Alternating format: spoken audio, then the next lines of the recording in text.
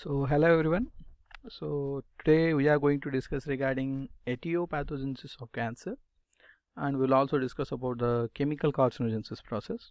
So in our previous video we will discuss about the introduction to cancer biology, so the basic aspects of cancer like nomenclature of cancer as well as the benign and malignant tumors as well as the characteristics of tumors, and today's discussion we are going to discuss about the etiopathogenesis of cancer. So here So first, before going to discuss regarding this uh, carcinogenesis process, first of all, we have to know what is a carcinogen and what is the process of carcinogenesis. So carcinogen is a substance which is having the ability to induce cancer. Whatever may be the substance which is having the ability to induce a cancer can be considered as a carcinogen, and the process of induction of cancer by that specific carcinogen is known as carcinogenesis.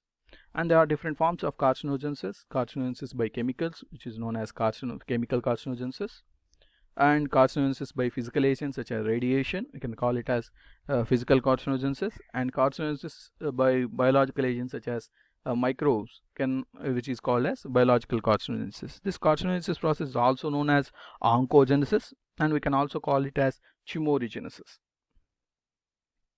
And so before going to discuss in detail about the pathogenesis of cancer is nothing but carcinogenesis.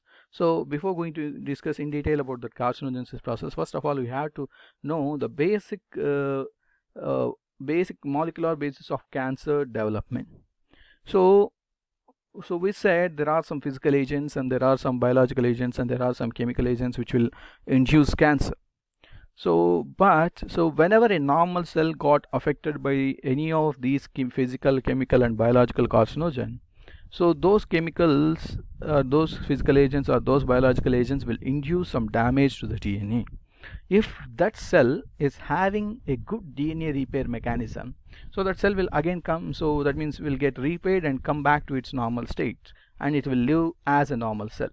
But if there are any genes which were affected, that means if there are any DNA repair genes were affected, so at the time DNA repair will not happen, which results in mutation. So at the time that normal cell will get converted into a tumor cell. So whenever if this DNA repair mechanism is not there in a cell, so at the time that normal cell, so upon the action of these chemical, physical and biological carcinogens will turns into a mutated cell. So if this mutation happens in oncogenes, so which activates if that mutation activates oncogenes, anti-oncogenes and apoptosis regulatory genes, so then that mutated cell gets converted into a cancer cell, and upon clonal expansion and tumor progression it will turn into a tumor. So here one thing we have to remember here, all mutated cells are not cancer cells. Whenever the mutation happens and if it causes activation of oncogenes or inactivation of anti-oncogenes and apoptosis regulatory genes, then only that mutated cell will get turns into a tumor cell. So here a normal cell to get converted into a tumor cell, compulsory it has to undergo mutation in its DNA, and if that mutation happens in this oncogenes or anti-oncogenes and apoptosis regulatory genes, then that cell will get that mutated cell will get converted into a tumor cell. So here is the representation of that information in a pictorial manner.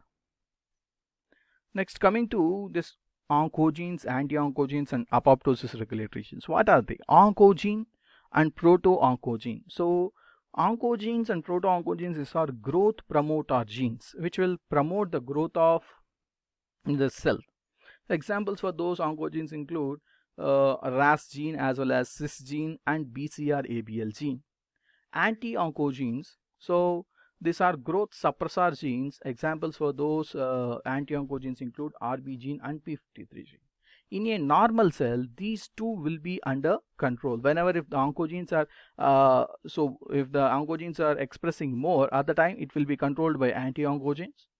So thereby the growth of the normal cell will be in a controlled manner. But whenever if the mutation causes activation of this oncogenes as proto-oncogene as well as inactivation of anti-oncogenes, so then there is no one who is controlling the growth of that cell which turns into a tumor cell. And another one, apoptosis regulatory gene.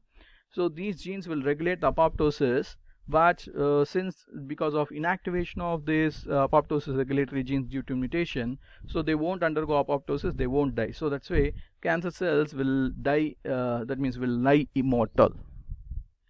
So because of activation of oncogenes and inactivation of anti-oncogenes and apoptosis regulatory genes, that mutated cell will get converted into a tumor. And next, so these are all the different information. So this slide will give you a different information regarding oncogenes and anti-oncogenes, which we discussed in the earlier slide. So oncogenes are mutated forms of normal proto-oncogenes, and these are the mutated forms of normal growth suppressor genes. And so whenever there is any genetic abnormality like mutations, such as maybe point mutation or translocations or amplification or retroviral insertion or DNA damage, we will observe the mutation in these oncogenes. And in anti-oncogenes, we will observe mutation because of loss of genes by deletion or point mutations and loss of a portion of chromosome. And this will promote the growth and this will suppress the growth. And these will act at all levels of the cell. Even this anti-oncogenes will also act at all levels of cell. So these are all the different examples for oncogenes, and these are all the different examples for anti-oncogenes. Next, coming to the chemical carcinogenesis. So chemical carcinogenesis, that means chemicals which will have the ability to induce cancer are known as chemical carcinogens, and the process of induction of cancer by those chemicals is known as chemical carcinogenesis. We can also call it as chemical oncogenesis or chemical tumorigenesis. Before going to discuss regarding the process of chemical carcinogenesis, first of all we have to go back to the history and we have to know certain important things which are related to this chemical carcinogenesis. The first identified chemical carcinogen is nothing but coal tar. So cancer of scrotum in chimney sweeps in London is observed. So is London than in general population due to coal tar is the first observation of chemical carcinogen, chemical carcinogenesis.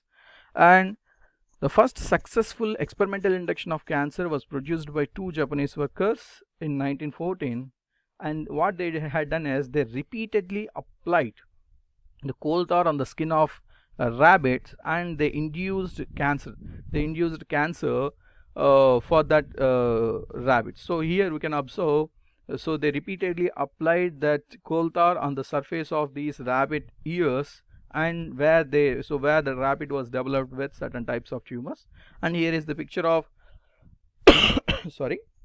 Here it is a picture of chimney sweeper who suffered from scrotal cancer because of the exposure to coal tar. And so we already said induction of cancer by chemical agents is known as chemical carcinogenesis, and those chemicals are known as chemical carcinogens. So those chemical carcinogens are of two types: direct acting chemical carcinogens and indirect acting chemical carcinogens. So direct acting chemical carcinogens, so they don't need any metabolic activation, they don't need to undergo metabolism in the liver. So generally each and every substance which was taken by us, which was there in our body, it will undergo metabolism in our liver. These direct acting chemical carcinogens, they don't need any metabolic activation to cause cancer. But if you see this indirect acting chemical carcinogens, so they will get converted into carcinogens whenever they will undergo metabolic activation in liver. So they have to undergo metabolism, and whatever the metabolic product of those indirect acting chemical carcinogen will act as a carcinogen. Is it clear? I think you're all clear with that. And this chemical carcinogenesis process will happen in three different stages. One is initiation phase, promotion phase, and progression phase. So in the initiation phase, there will be converse, that means that chemical carcinogen will turn the normal cell into a tumor cell. And in the promotion phase, so there are some promoter carcinogens, so that whatever the tumor cell or whatever the cancer cell which was formed, it will develop the phenotypic features of malignancy. That means it will get the characteristics of the cancer, and later those cells will divide and abnormally and excessively and aggressively and forms a a complete tumor. So that is nothing but the progressive phase. So in detail about that we will discuss it in the next slide. So direct acting chemical carcinogens, we don't need metabolic activation, and indirect acting chemical carcinogens, they need metabolic activation. So these direct acting carcinogens, so they are reactive electrophiles in nature, and indirect acting chemical carcinogens, so they will upon metabolic activation they will get converted into reactive electrophiles. So you all know electrophiles will have an unpaired electron on their outer orbit. So for pairing of that unpaired electron, they will go to the electron rich substances of our cell, and they will grab an electron and causes damage to that specific cellular organelle. So you all know DNA and RNA, whatever the nucleus, so whatever the DNA substance and RNA substance which are there in our cell, they are electron rich in nature. So these reactive electrophiles, whether they are direct acting chemical carcinogens or indirect acting chemical carcinogens, so they will go and bind to that DNA and causes damage, which induces mutation. So upon mutation, that cell will get converted into a mutated cell, and that mutation happens in case of oncogenes or anti-oncogenes, and in the apoptosis regulatory genes, that cell will get turns into a tumor cell. So after that, so upon repeat, so permanent, so that cell will get converted into a tumor cell.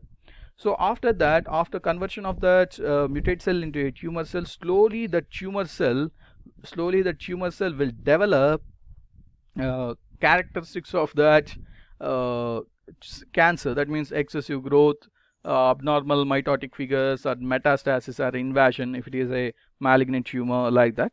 So slowly, whenever it attains the characteristic of excessive growth or increased rate of growth, then the tumor cell will aggressively grow and and forms a malignant tumor. So this is about the process of chemical carcinogenesis. Thank you everyone.